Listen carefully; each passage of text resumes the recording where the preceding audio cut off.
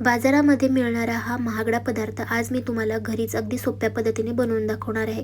हा पदार्थ तुम्ही 15 दिवस स्टोअर करून ठेवू शकता. सकाळची वेळ सगळ्यांसाठी घाईची असते, मग ती डब्बा घेऊन जाणाऱ्याची असो किंवा डब्बा बनवून देणाऱ्याची असो. अशा वेळेस कधी-कधी नाश्ता बनवायलाही वेळ होतो आणि कधी-कधी नाश्ता बनवलेला खाऊन जायला देखील. तर तुम्ही हा पदार्थ बनवून ठेवाल तर तुम्हाला झटपट हा पदार्थ खाऊन जाता येईल. शिवाय तुम्हाला दिवसभर एनर्जेटिक वाटेल. कारण आपण यामध्ये खूप सारे पौष्टिक घटक वापरलेले आहेत, जसं की भोपळ्याच्या बिया, टरबूजाच्या बिया, चिया सीड्स आणि खूप सारे ड्रायफ्रूट्स. यासोबतच आपण यामध्ये टाकलेले आहेत मक्याचे पोहे. तर मक्याच्या पोह्यांना आपल्याला मिठामध्ये असं भाजून घ्यायचं आहे, जेणेकरून ते छान कुरकुरीत होतात आणि चवीला देखील मस्त लागतात.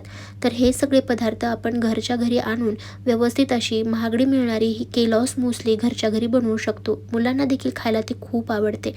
या ठिकाणी सगळे पदार्थ आपण एकजीव करून घेऊयात आणि यामध्ये अर्धा चमचा दालचिनी पावडर आणि 2 ते 3 चमचे मध टाकून याला व्यवस्थित मिक्स करून घेऊयात आणि 2 दिवस याला हवेमध्येच असं सुकवून घ्यायचं आहे. तर 2 दिवसानंतर बघू शकता मस्त आपली या ठिकाणी केलॉग्स मुसली तयार झालेली आहे.